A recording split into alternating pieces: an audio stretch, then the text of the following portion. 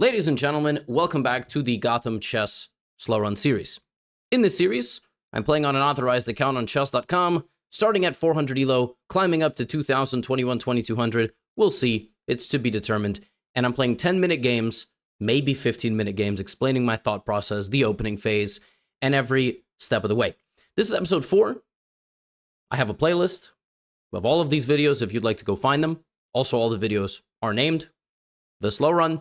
Also, I uploaded my very first episode on my second channel called Gotham Games. That episode was between 480 and 500 ELO, and those games were quite nice and instructive, and that will be in the top line of the description. Also, if you're watching this, the first 2 days this video comes out, it's either October the 3rd or the 4th, 2025, and that means that I am playing in Team USA versus India on October the 4th, starting in the evening Eastern time. Make sure to catch that live.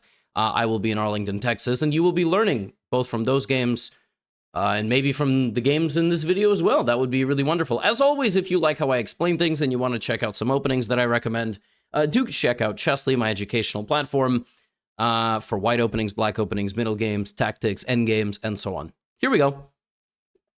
We have the white pieces.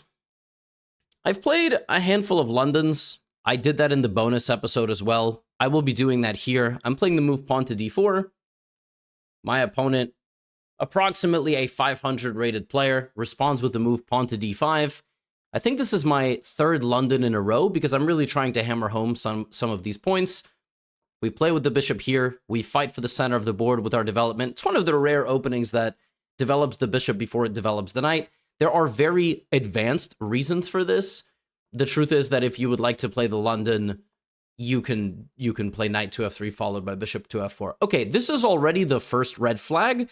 But suddenly, I'm inventing words.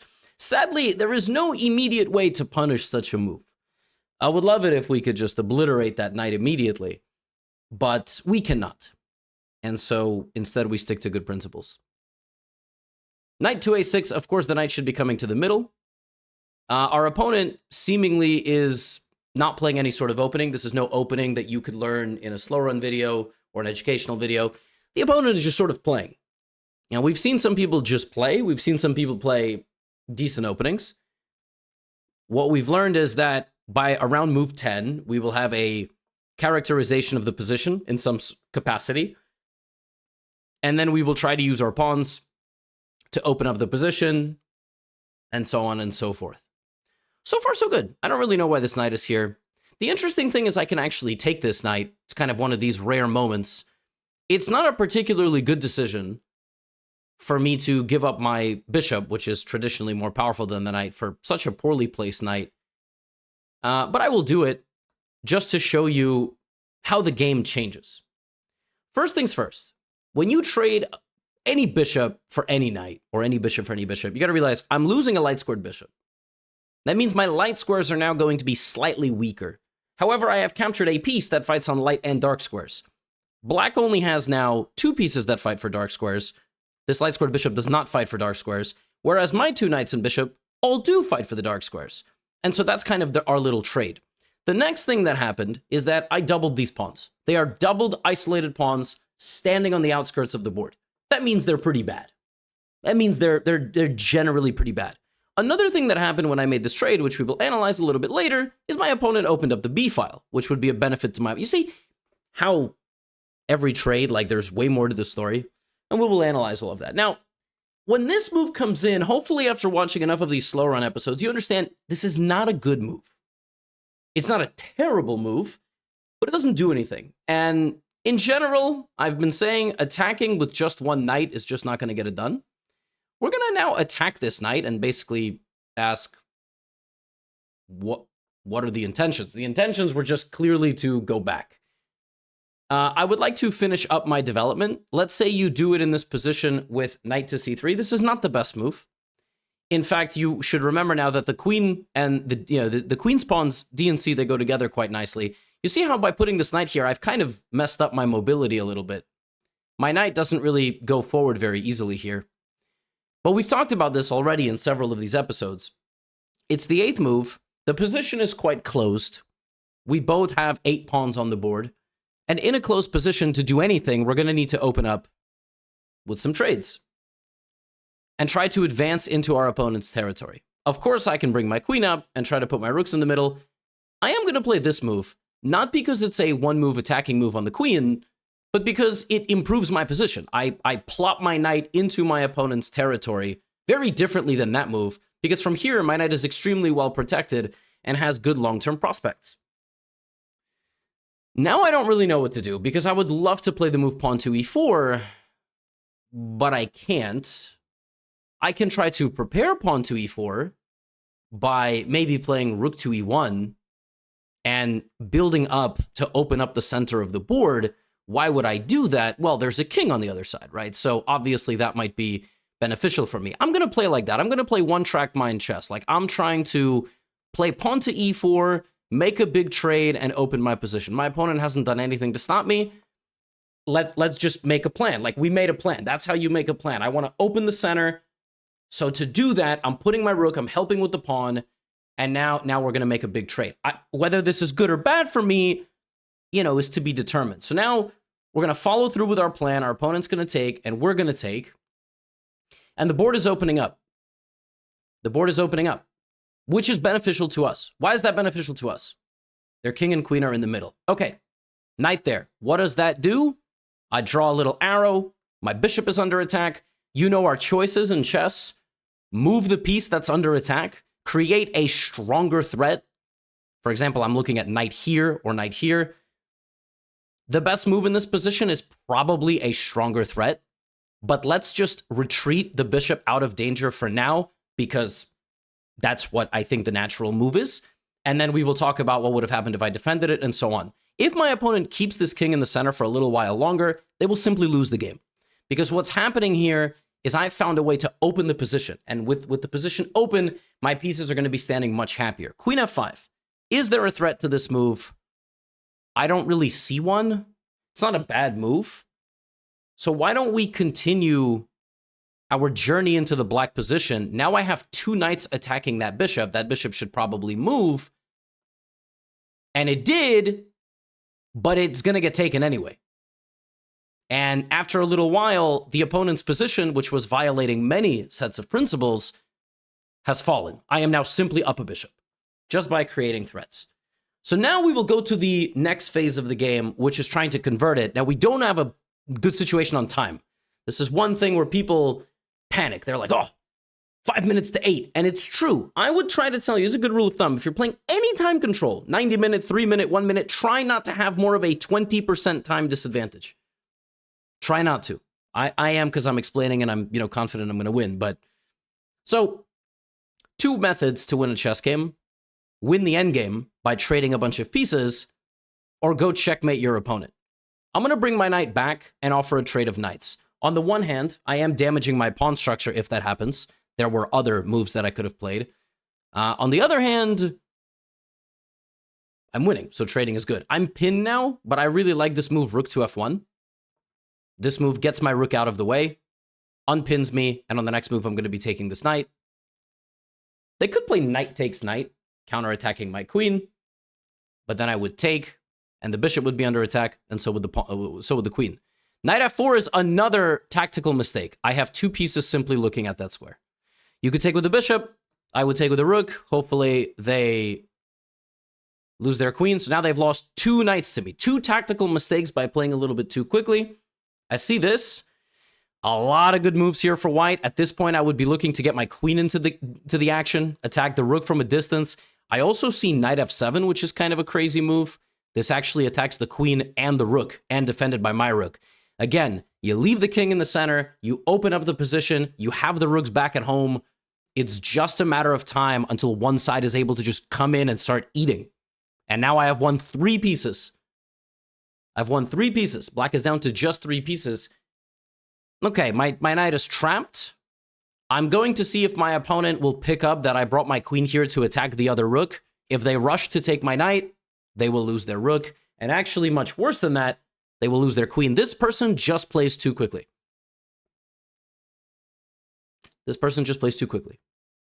They just play a little too fast and don't quite scan the enemy pieces fully.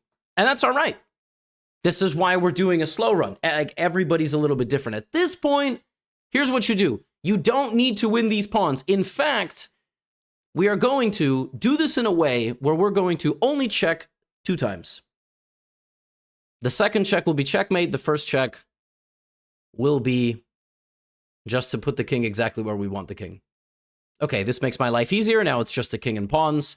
And at this point, I'm going to show you, you don't need to mercilessly hunt the king around. When you hunt the king like crazy, what ends up happening is you chase the king around the board and you might accidentally chase him onto your side of the board. So we're just going to cut off the king. I'm going to play queen to e5, centralizing my queen. And my rule is I can only check once, and then the second check has to be a checkmate. I already have it. I can play queen takes pawn, defended by my rook. The only move would be king to d8, and then I can play queen to a8 mate. And actually, my opponent just resigns. They don't even want to play out this position. Okay, that was actually a very interesting game. I fear that a lot of people who are 500 would have actually, and watching this, would have actually just lost to this player, because this player was actually quite good. It took them a long time to blunder anything, really. Like, they were quite sharp. What ended up happening? So first of all, the opening was very slightly weird, right? It was just a little bit of a strange move. And generally, if you want to play the same way that my opponent did, which was pawn to f5, knight to f6, this is fine. Folks, in many ways, this opening with black resembles a Dutch defense. So there is a high-level opening in chess called the Dutch defense, and black can play like this. I mean, this is normal. It's not groundbreaking, but it is okay to play like this. And it's better for white, as you can see, but that doesn't really mean anything if you're a beginner. The problem is putting your knight kind of on the outskirts. And obviously, for me, taking the knight is reasonable. But at this point with white, if you would like to just play bishop d3 and castle and so on, that's the right way to play. Another correct way to play, which is more sophisticated, is you see your opponent is setting up a closed position. How do you know the opponent is setting up a closed position and you are heading for a very locked position? A lack of pawn breaks, particularly in the center. If you watch any of the games that I have played so far on the slow run, I will tell you very quickly if the position has chances to be open or closed. In this case, our center is very difficult to break through. Both of us control the center extremely well, right? And so you're not just going to easily shove a pawn open and crack open the center. And if you crack open a pawn on the edge of the board, it's not really the same. So this pawn break is super important, because that pawn break will open up a lot of lines. This line, for my queen as well. The thing is, black can just keep solid. And, black can even play like this, and black can just make a wall. And as you saw in the game, you have to be able to come up with a plan to make a pawn break. Now, and as I already explained to you, when a bishop and a knight get traded, this is for the 1400s watching, for the 1800s watching, piece colors, the colors of squares that they control and fight for, change. If you consider the fact that your light-squared bishop fights for light squares 100%, the knights are 50-50. They fight on light and dark. And the dark-squared bishop is 100%. You've got 3 pieces that can combine for, let's say, not percent, but 200x, like 200 XP. When you give up the piece that fully fights on light for a piece that fights on both, it means black just got stronger on the light squares, and you just got stronger on the dark squares. The dark squares for you become much more effective. You can plant horses there. You can plant light-squared bishops there. Black does have a light-squared bishop, but the way you can tell very easily which one of your opponent's bishops is better or worse is by counting the pawns. 1, 2, 3, 4. 1, 2, 3, 4. It's 4, 4. Means that they're about the same, right? Yes, but the next level of counting that would be, where does this bishop actually go? It's blocked here. It's also blocked here. So this guy will be a problem. And as you saw a little bit later in the game, yeah, my opponent, again, not a great move to go like this, and sort of just ended up having to go back. And I call this asking a question to the piece, like, what are your intentions? My opponent's light-squared bishop really didn't move much. It moved one time, and its very next move, it was promptly taken off the board. But you will also notice it's the 17th move, and black hasn't developed 4 of the pieces on the back row. And that's really the issue. There were a couple of more, interesting moments in this game. For example, from this position, I think a lot of beginner players with white would simply not know what to do. And the same goes for, here, putting the knight in front of the c-pawn, which we already know goes very well with the d-pawn. D and c-pawns go together, kind of killed my mobility a little bit. And sure, my opponent can capture this pawn, but it is in the spirit of the queen's gambit. I would be able to win it back quite quickly. Or you can prepare with a building block, like a little Lego, to push a pawn. But from here, I think a lot of beginners would struggle because they wouldn't quite know what to do. They would be sitting going, should I trade the knight? Should I go here? Is that a good move? Is that a bad move? There's a lot of self-doubt attached to moves. But the truth is, if you're a beginner in this position with white and you're not blundering anything, every move is good. I'm teaching you to get to 800. I'm teaching the 800s watching this to get to 1200. And as you can see, without a feasible pawn break, life is hard. This is a pawn break, but it's in front of our king. That doesn't make any sense. So I went here, followed by here, followed by here, followed by here. I just made a plan to open up the center. I played 2 moves with my rook and my pawn, followed by another pawn push in the center, given that my opponent's king was in the center. This came with pluses and minuses. The plus was obviously the position shredded open, which gave me much more piece mobility. The downside, the risk, my bishop was hanging. I gave my opponent some piece mobility as well. Here, I could have moved out of the way. I could have defended my piece with the queen. I also could have counterattacked, forking. A lot of you probably saw this move. That's the best move. And why is it the best move? Well, if something like this, and I were to take, and they were to take me, again, it's just like the king is in the middle. You got to smell blood in the water. You got to go like queen f3, attacking the rook. And when this comes in, you got to realize this king is in the middle. Like, if I back up and then I come in with a check, it's going to be really bad. Also this, I have like rook f1, rook e4, bringing my other rook. When black has 4 pieces still on the back row, life can't be particularly good. And as we saw there, ultimately it was tactical mistakes. It was just tactical mistakes. Losing the bishop. Here you have no shortage of moves. I mean, you can play queen here, queen here, rook f1, pawn to c4, knight c3. All these moves are good. Knight to c5. All these moves are good. The real lesson is, a lot of the times, a lot of the moves are good. Let's play another game. I now have the black pieces. I'm traveling all over the world, by the way. Knight to f3. This is something that we have not seen before. This is called the ready. You should still try to put a pawn in the center. Just don't put one that can be taken. I cannot tell you how many beginners make this mistake. Put at least one pawn in the center. Okay, now we have a queen's pawn game. So we know that D and C go together. We know that we're not going to put our knight in front of our c-pawn. Let's develop the king's knight. Knight to f6. We're about to see, are we getting a London or a queen's gambit? Okay, we get a whatever this is. Now, folks, I'm going to be very honest with you. If you want to play early queen attacks, you really should play king's pawn stuff, but more on that later. Okay, we know that D and C pawns go together. So what have we learned? D and C? Maybe my opponent is going to take, and I will teach you how to win that pawn back by playing the queen's gambit. Oh, okay. Now, we're just going to develop. We have our knight behind our c-pawn, which is a huge improvement because together they pressure the center. Now we have this. So like, what do you do? Do you take that? Do you take that? Do you take one but not the other? Do you take both? Do you defend your center?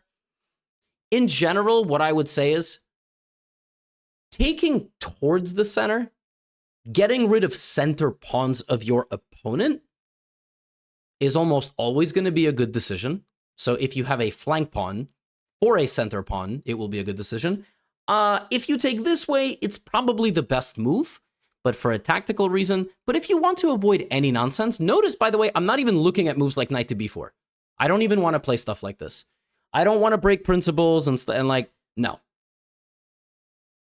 We have a very straightforward solution here. We know that in a position like this, it's okay to keep the tension. We don't have to take everything we see. Bishop to a3 comes in. That attacks our pawn. Now, I see a check in this position. Queen a5 check. That's a bit of a crazy move. We can take this pawn. We can take this pawn. We can probably defend ourselves. Like, every move is good. So what do? Well, we know that we want to castle. So why don't we play bishop here and castle? Still sticking to good principles. Okay, they took on c5. Like, we know we can't take this. So did we just lose a pawn? Kind of. we kind of just lost the pawn, but you're about to see what happens when you follow good opening principles versus somebody who's just kind of charging in. Knight g5, this is the second time this has happened in this video. That's not a checkmate, but it's still a good idea to go here. Now, I'm going to be very amazed if my opponent plays pawn to h4. More on that later. Pawn to h4 is something called a fishing pole trap. They don't. They just go back. And at this point, I'm like, okay, I got to get some pieces out, right? I could maybe trade, and then we would open up the queens. They would see each other. I also have this check. I'm not really sure how they're going to block and with what. I am spending a little bit too much time. So let's give this check, and let's see what happens. Also, I just realized, well, I didn't just realize, but I'm 500, that I'm attacking this pawn. Oh!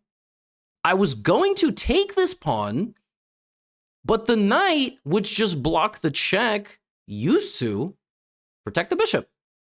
It no longer does. So now my opponent is left with a king that is 1, 2, 3 moves away from castling. And all they're doing is just attacking me. Just attacking me. Every single move, they're attacking my queen. That's hard to spot. A lot of you would be noticing this. This is not a dangerous threat because of rook to b8. I can come back and take the pawn. I can come back, give the same check. I can go here. I can probably go forward. Honestly, all these moves are okay. So let's just go forward and attack the rook. Undoubtedly, they're going to play this move. They're going to notice that they're defended by the queen, and they're attacking my queen. But when they do that, they lose the defense of their pawn on the a2 square. And this is very important. When you dip into the opponent's position like this, you have to make sure you see the way out. I'm now up a bishop, and my opponent's king is in the center of the board. So I'll be looking for ways to immediately swoop in. Wow, queen b1. Okay, well, I'm winning, so I'm not even going to hesitate. I'm just going to start chopping pieces off the board. So I'm up a bishop. Let's not lose our rook. They might play this move, which is kind of funny. They might think that they have a pin here. I might pre-move that. I don't even have pre-moves on. I'm a 500. I'm up a bishop, so I can go to an endgame. Trade everything. How do you play a position like this? Get your material into the game, trade the pieces. You can also hunt the king down even in this position. Rook to b5 is an attack on my bishop. I can move the bishop, I can protect the bishop. I can create a stronger threat. I'm gonna protect the bishop. It's good to just practice how your pieces coordinate. It's good to understand that. It's good to seize things like this. Folks, one more thing, this knight is trapped. When a piece ventures this far into your territory, don't be shy. Attack it. There is a very easy mistake to make here, which is to put the rook in front of the knight and forget that your bishop is actually covering this getaway.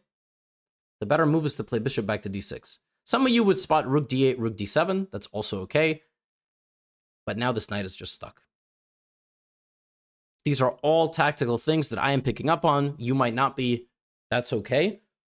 Slow runs and speed runs are like 50% to be impressed with how easy the person on the screen makes it look and how handsome they look and how well they communicate things. And, you know, the other percent is actually learning and trying to pick these things up for yourself in the future and try to follow along. We're, of course, going to take with the pawn, not with the knight. When the pawn comes in, we notice our knight is hanging. We also notice that we can take, but that's protected. The best move here for black would be to actually ignore the knight and create a counterattack on this rook with a pawn so that the rook would move, because otherwise they would lose the rook, and then we would take this. We're not going to do that. We're going to offer a trade of knights because we're sticking to good principles. We also could have gone here. My opponent should not trade. They don't have that many pieces left. That's a great move, actually. Now I'm going to force a trade. I really wanted to play bishop here, but you actually have this cool move, which also targets the bishop back there. The less pieces that my opponent has on the board, the less of a chance I have of losing any material or getting hit with the tactic.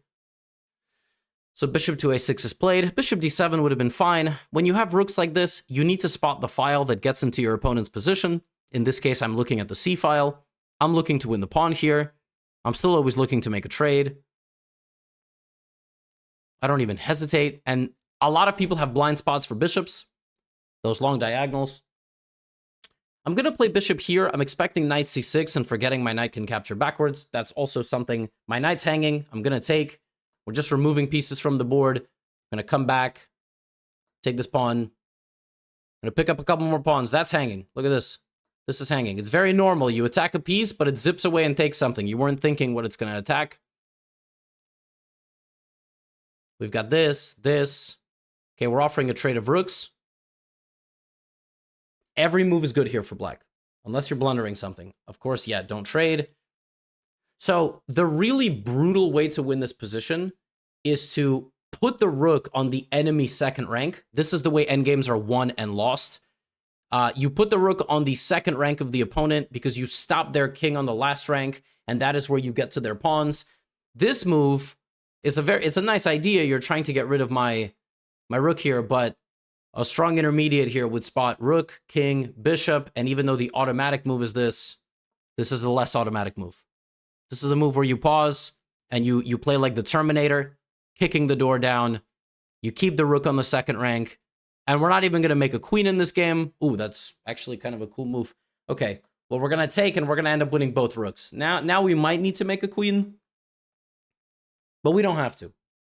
The truth is, you can weave a checkmate net with no queen. And, you know, I might even try to do that. Notice the king is not running away, so I'm protecting the king from running forward.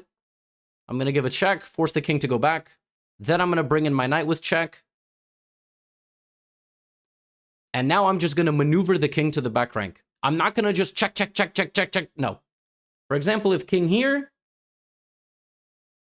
this check looks nice, but let's get the king to the last rank.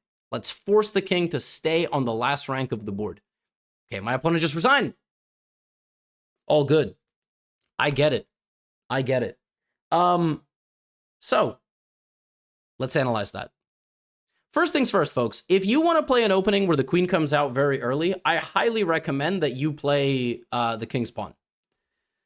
Why? The queen's pawn is too... Well, I just deducted a win. I just put 11 instead of 13. The thing is, the king's pawn is the most aggressive.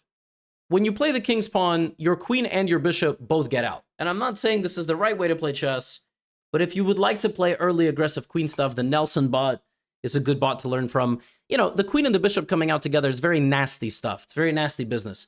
And the thing is, when you bring your queen out like this, it has much less power. It just has much less power. Black doesn't have any weaknesses. Getting to this square, which is the sensitive spot of the king early in the game because it's only protected by the king, f7, f2, it's impossible. You don't have any way to do it. Now, I played c5. So we're going to start learning already from here. If the pawn takes, typical queen's pawn stuff, this pawn will be won, but we can wait a little bit. Actually, the best move is knight to c6, followed by trying to put two pawns in the center, which is what I've been preaching the entire slow run at this point. But the benefit of this move is that it also threatens pawn to e4 as a result of the early queen move. Thus, you should not play the early queen out, except under very specific circumstances. And also, we are threatening to win the pawn. So it's basically like I'm playing white already. Because it's like I have the lead in development. I have the lead in the center, which is normally what white is going to get. And that is why early in the game, my opponent, probably shouldn't take this pawn. When this is played without even hesitating, I should take in the center. It is a good idea to trade a C pawn for a D pawn. It's a good idea to give up a flank pawn for a center pawn. That is a center pawn, especially when a pawn cannot take back. We've had a few games, folks, where I would play the queen's gambit as white, and I've shown you taking the pawn is the best move when a pawn cannot take back. Why? Because you immediately get two pawns in the center. You immediately get two pawns in the center together. So even when you are playing with black, the same applies. The best move would have been to take. Because if queen takes, now easy development for me. All my pieces get out. If the knight takes, easy development for me. All my pieces get out. That would have been the best move. Because a pawn is not taking back. Subtle details that will make you an advanced beginner, intermediate, and advanced player, period. When this is played, now, I'm actually already winning, which is kind of crazy. Which just shows you this one move loses white the game, combined with this. Why? Well, first of all, I have two things staring at the center, and if I were to have played pawn takes c4, this would be the most forcing capture. What am I talking about? Well, you got to look at checks, captures, threats. The only check I have is queen to a5. I cannot really explain the benefit of this move, and in particular, as I've been saying throughout the slow run, you need to be careful when you give a check that can be easily counterattacked. If I go here and immediately get countered with the bishop, I don't really know what the plan of all that was. So then I look at captures. I can capture this and I can capture this. But one capture is different than the other. This capture is just a capture. This capture is an attack on the queen. It is by far more forcing. When this happens, white could play any move. When this happens, white has to respond. Otherwise, I'm going to win the queen. And after this move, it doesn't matter what they take with. I now have 3 attackers on their center, and I would be winning a pawn, and I would have 2 center pawns, and I would immediately play 2 pawns in the center, get my bishop out, and castle my king. That should be automatic. Not this knight b4 business, you get tunnel vision. No. So that would have been the best move. That is how you navigate clustered positions like this. You will struggle to do this. It's not easy. And as we saw in the game, I just played solid. I was like, I'm not going to get involved in this. I just have my center reinforced. I'm going to castle my king, and then I'm going to figure everything out. And somehow, after that, the position figured itself out. My opponent went here. Once again, I could have taken, I could have even defended my pawn with a pawn. But you'll notice my knights are hanging put. They're defending the center. They're not galloping out to the edges of the board and whatnot. Here, the best move actually was knight to b4. Stockfish says this is the best move. You know why? You punish the queen for being out early, and then you immediately go for a fork. The very famous fork with bishop and knight, and it's actually impossible to defend with white. If white plays knight a3, you have queen a5, setting up a discovered attack, which is actually unstoppable, and threatening the knight. But who's going to see this? Right? Not so simple.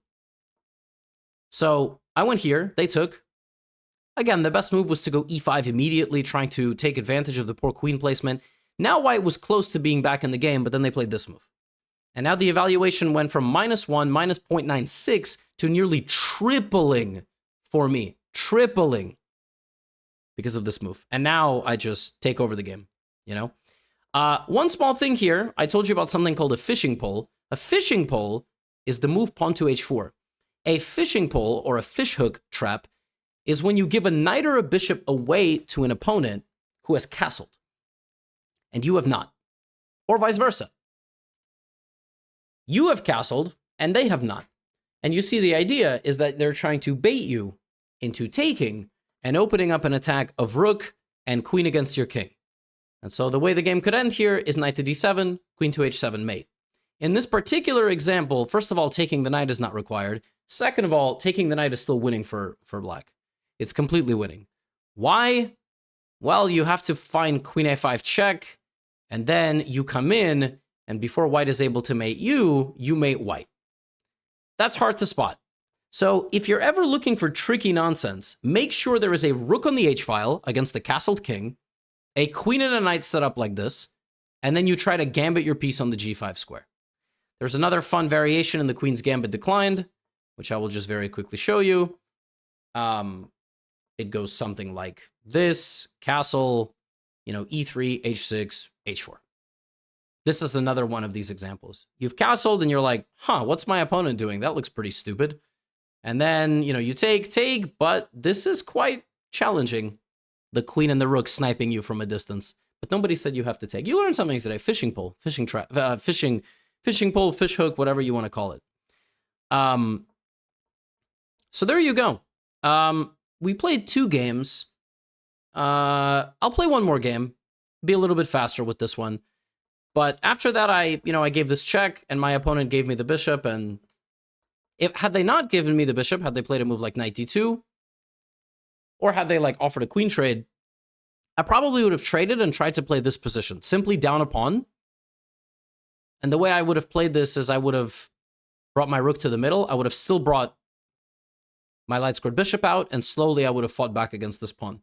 The computer thinks I have an advantage, and I definitely didn't handle the pawns as well as I could have for a 500, but now you know how to kind of see through the chaos of the pawns in the center of the board.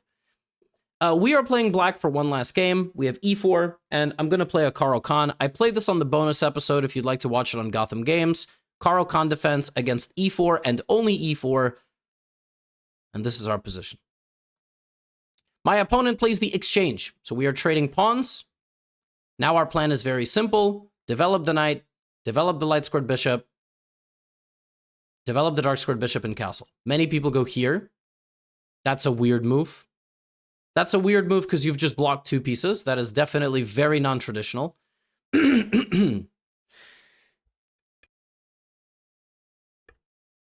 Yeah, I don't really know what the objective was of this move. Like, this is reinventing the wheel, you know? You should be putting your knight into the center. Black is just better now. Okay, the knight spent 2 moves getting out. Are we under attack?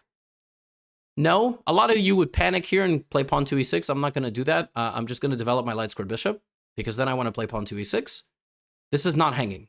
It's the 5th move. Like, we should know that the knight and the queen interact. Okay.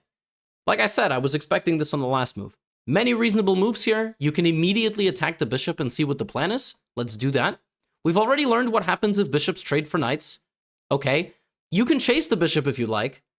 You can also go here. You don't have to chase the bishop. I'm just getting all my pieces out. Nothing weird so far. Good principles. Castle here. Don't even think about it. There's nothing to think about. The alternative is trying to castle the opposite side. So developing these pieces. But like, good. Excellent. That's very good play by my opponent. Any bishop move for me is fine. I like this one. It's a bit more active. It targets the knight. An advanced player here with black might consider this strategy. Your opponent castled. Now you castle the opposite way. Or you keep your king in the center and you simply start an attack. This is one of those strategies in chess that as you get better, you can begin to implement, which is you waited for them to castle in a certain side. Now, you know, let's make something happen. Maybe I can play like that now.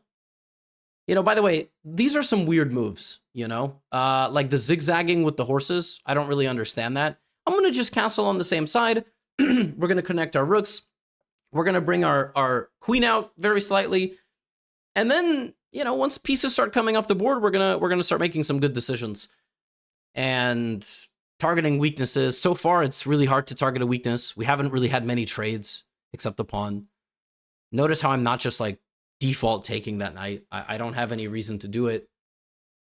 And maybe this move is going to happen. Targeting my light-squared bishop. Then we will learn a little bit about pawn structures. Okay, c4. Now, I can just take this. That's the first thing that I notice. A bit more of a sophisticated beginner might go, wait a minute, isn't this just the Queen's Gambit? No, it's not. We are not playing the Queen's Gambit. We played the Caro-Kann defense. This is a very different thing. I don't see a reason not to take this pawn. Wow. Okay, they are just charging into the position. So we have many options here. The knight is hanging. We can take the attacking piece. We can move the knight, but then why don't we just take? Like, what was the big idea here? What was the big idea here for my opponent? Simple. Well, simple chess. They pushed the pawn into our position, but we did everything right. We've developed knights, bishops, and we castled. Which means we are set up to defend ourselves. Now, there is a tactic hidden here. Knight takes, queen takes, and then I see a queen, and that's why you have to do your puzzles. Okay, but none of that happened, which we will analyze in a moment. The knight went to d4. Our bishop's hanging. Our knight is targeted, but, I mean, hold up. Instant replay. Didn't we just win 2 pawns? Yeah, so we should probably start trading stuff. So I'm more than happy to not even think about this move and make this trade. Okay. Queen is here. It's looking at this. It's looking at this. It's looking at this. I could take the knight, but there is no need. I could, but the bishop is a perfectly reasonable piece here, you know? I could also try to defend this pawn. I could also, maybe now it's time to finish up this plan. Let's just boot this bishop. Let's send this bishop all the way home. all the way home. And I feel like this was an improvement to my position, you know, sending the bishop totally out of my territory. Now, what do I do next? I can defend this pawn, because my opponent is kind of looking at it. More on that later. I can defend it with the bishop. I can play like bishop here. I can move this bishop, which is much harder to see. I can move it back, defending my center. I can move this bishop forward. I have some interesting ideas here. Okay. This is quite a curious move. My first question is, what if I just take the free bishop? I think my opponent is thinking of this a little bit like checkers. I think what they calculated was knight takes knight, queen takes, pawn takes bishop, queen takes bishop, which is correct. The problem is I can just go here.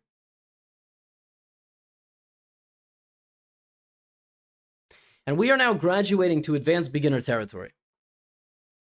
Knight to b6. We're going to analyze all of this a little bit later. And there's a tactic hidden here, which is quite nasty. So my rook is hanging. Of course, I should move my rook, right? Now my queen and my knight are both attacking. My queen and my rook are both attacking. Now, my bishop's hanging. I can move the bishop. I can defend the bishop. But if I were to look for a check in this position, which I've had already several times, and it's been lurking beneath the surface, it's a discovered attack on the queen, which has no guard. That's why you got to do your tactics. You got to do your chess.com puzzles. You got to do your workbooks, your physical workbooks. Wherever you do your puzzles, you have to spot this stuff. Because what will end up happening is you will not just spot it in the game randomly, you will spot it coming from a mile away. I knew that was there when my opponent went c4 and d5. I knew d5 was impossible before it happened 5 moves prior because of this tactic. And that's chess. That's what happens. Now, our bishop's under attack. I'm just going to go straight for the king. I'm not going to play into an endgame. I'm going to show you how to be ruthless. They resign. And now we will analyze. Honestly, this was the most normal opening we've had so far. 10 moves per player. The position was probably minus 0.5. But it was minus 0.5 because my opponent was doing some merry-go-rounds with the knights. Like, this move is already bad. You should not violate the principles of chess like this. To like move the knight 2 times. We see there's an advantage already. And so we're 14-0. I will probably upload a bonus episode of getting to 550, by the way, on my second channel. And then I will resume here at 550. But you notice I just developed all my pieces. I had multiple options at a few moments. If my opponent played knight to g3, targeting my bishop, I would have brought my bishop back. This is an instructive moment. My opponent would like to take my bishop. It is better for me to trade the bishop on this square, because if my bishop were to be taken, I would take toward the center. In general, it's better to take toward the center, in general, toward the center with your pawns, not away from the center. And this would give me a very rock-solid pawn formation. 5 pawns together on adjacent files. Whereas, if I got my bishop taken in this position, this is bad. Why? I'm inherently taking away from the center, which is not so great, and I'm leaving myself an isolated pawn. So I'm damaging my pawn structure. And the stronger viewers, 1,000, 1,100, 1,200, etc., you should know you should bring the bishop back. You can also defend the bishop if you'd like with the knight, so you don't have to damage at all. I just don't want to go backwards for no reason. Now, the move c4 was just a free pawn. And it immediately gave me the option to join these forces together and get a very pleasant position. d5 is a very normal move after pawn takes, knight takes, queen takes. The problem is I have a winning tactic here.